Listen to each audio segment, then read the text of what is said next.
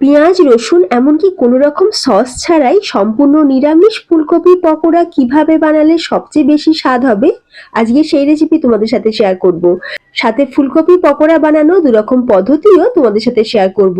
তেলে deep fry করা ছাড়া মাইক্রো ওভেনে একদম বিনা তেলে তোমরা কিভাবে ফুলকপি পকোড়া সহজেই বানাতে পারবে সেটাও তোমাদের সাথে শেয়ার করব। তাই স্কিপ না করে পুরো ভিডিওটা দেখতে থাকো। নমস্কার, বেঙ্গলি পাকশালা তোমাদের সকলকে স্বাগত জানিয়ে আজকে রেসিপি শুরু করছি। তো সবার প্রথমে আমি এরকম একটা টাইট ফুলকপি নিয়েছি, আর ফুলকপিটা কিন্তু একদমই ফ্রেশ। এখন আমরা ফুলকপিটাকে কেটে নেব। কেটে নেওয়ার জন্য একটা চপার বোলের ওপর ফুলকপিটাকে রেখে এখন ফুলকপি ফুলগুলোকে প্রথমে আমরা কেটে নেব। তো ফুলকপির পেছনের যে ডাঁটির অংশটা সেটাকে কেটে বাদ দিয়ে দিলাম। তারপরে ফুলকপি ফুলগুলোকে এইভাবে হাত দিয়ে ভেঙে নিচ্ছি। তোমরা চাইলে কিন্তু ছুরি দিয়েও কেটে নিতে পারো। ফুলকপি ফুলগুলো কেটে নেওয়ার পর এখন আমরা এই ফুলকপি ফুলগুলোকে আরো ছোট টুকরো করে কাটিং করে নেব। আর ফুলকপির যে ফুলগুলো একদমই ছোট সেগুলোকে আর কাটবো না, সেগুলোকে গোটাই রাখবো। এই যে দেখো ফ্রেন্ডস, ঠিক এইরকম ভাবে আমি কাটিংটা করে নিচ্ছি। ফুলকপিটা আমার কাটা হয়ে গেছে, আর কাটিংটা তোমাদের আমি দেখাচ্ছি। ঠিক এইরকমই একই সাইজের ফুলকপিটাকে আমি কেটে নিয়েছি। তো এখন আমরা ফুলকপিটাকে ভাপিয়ে নেবো। গোটা অবস্থায় ফুলকপিটা আমি ভালো করে ধুয়ে নিয়েছিলাম, তারপর একবার ভাপিয়ে নেবো। তো ভাপানোর জন্য কড়াইতে আমি জল গরম করতে দিয়েছিলাম। জলটা উষ্ণ গরম হয়ে যেতেই জলেতে দিয়ে দিলাম 1 চামচ লবণ। তারপর আমরা ফুলকপিটাকে দিয়ে দিচ্ছি। এখন খুব বেশিক্ষণ না, 2 থেকে 3 মিনিট হাই ফ্লেমে ফুলকপিটাকে একটু ভাপিয়ে নেব। এইভাবে একটু ভাপিয়ে নিলে ফুলকপি যেমন হালকা একটু সফট হবে, তেমনি ফুলকপির মধ্যে যদি কোনো নোংরা বা পোকামাকড় থাকে তাহলে সেটাও বেরিয়ে যাবে। সেই জন্য অবশ্যই কিন্তু একটু ভাপিয়ে নেবে। তো 3 মিনিট পর গ্যাসের ফ্লেমটাকে অফ করে দিয়ে একটা ছাঁচার সাহায্যে ফুলকপিটাকে তুলে আমি একটা প্লেটের মধ্যে রেখে ঠান্ডা করে নেব।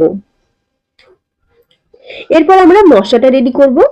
তো এখানে মোটামুটি আমি বড় চামচে 4 টেবিল চামচ নিয়ে দিলাম টক দই। সাথে দিয়ে দিচ্ছি 2 চামচ কাশ্মীরি লাল লঙ্কার গুঁড়ো। কাশ্মীরি লাল লঙ্কার গুঁড়ো অবশ্যই দেবে, এতে করে ফুলকপি পকোড়া কালারটা কিন্তু খুব ভালো আসবে। 1 চামচ দিয়ে দিলাম ধনের গুঁড়ো। পরিমাণ মতন দিয়ে দিলাম লবণ, তবে লবণটা আমি একটু কম দিয়েছি কারণ আমি এতে বিট লবণ বা ব্ল্যাক সল্ট ব্যবহার করব। 1/4 টিস্পুন দিয়ে দিলাম গরম মশলার গুঁড়ো। যেহেতু আমরা কোনো রকম সস ব্যবহার করছি না বা রসুনের পেস্টও ব্যবহার করছি না, সেই জন্য একটু গরম মশলা গুঁড়ো দিলাম, এতে করে ফ্লেভারটা আর টেস্টটা খুব ভালো আসবে। সাথে দিয়ে দিলাম 1/4 টিস্পুন হিং। হিংটা কিন্তু অবশ্যই দেবে, যেহেতু আমরা নিরামিষভাবে বানাচ্ছি। দিয়ে দিচ্ছি এখানে গ্রেট করে নেওয়া আদা 1 চামচ পরিমাণে। অল্প সামান্য একটু তেল দিয়ে দিলাম, আর দিয়ে দিচ্ছি এখানে বিট লবণ। বিট লবণটা অবশ্যই দেবে, তাতে করে টেস্টটা খুব ভালো আসবে। দিয়ে দিচ্ছি এখানে 1 চামচ পরিমাণে গোলমরিচের গুঁড়ো। সবকিছু দিয়ে এখন খুব ভালো করে আমরা মশলাগুলোকে মিক্স করে নেব দইয়ের সাথে। খুব ভালো করে মিক্স করে নেওয়া হয়ে গেলে এরপর আমি দিয়ে দিচ্ছি এরকম বড় চামচে 3 টেবিল চামচ কর্নফ্লাওয়ার। কর্নফ্লাওয়ার পরিবর্তে তোমরা কিন্তু অ্যারারুট ব্যবহার করতে পারো। বড় চামচে 3 চামচ দিয়েছি, আর ওই একই চামচ মানে বড় চামচে মাপ করে দিয়ে দিচ্ছি 1 চামচ চালের গুঁড়ো।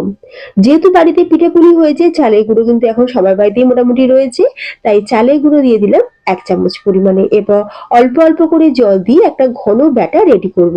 জলটা কিন্তু একবারে কখনোই দেবে না, তাহলে ব্যাটারটা পাতলা হয়ে যাবে, ফুলকপি গায়েতে কোটিংটা ভালোভাবে হবে না।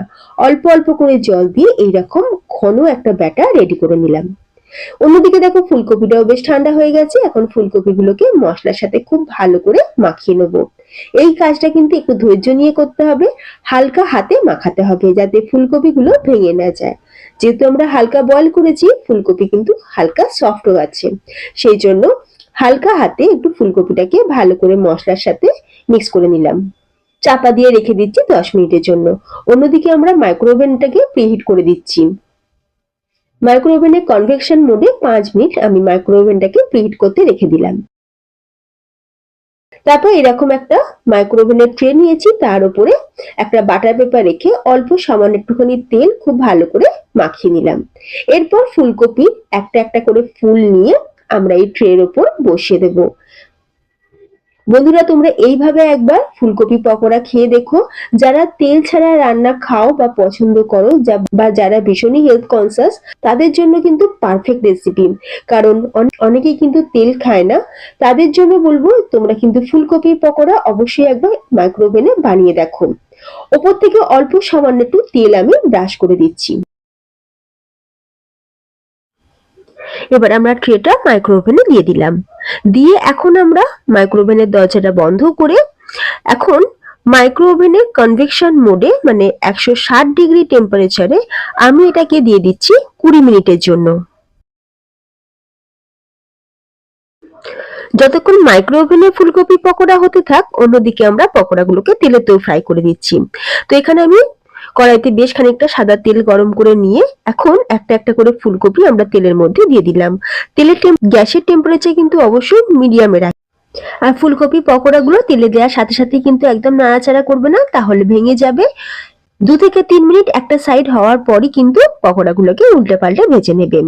আর ফুলকপির পকোড়া ভাজার জন্য তেলের পরিমাণটা কিন্তু একটু বেশি লাগবে।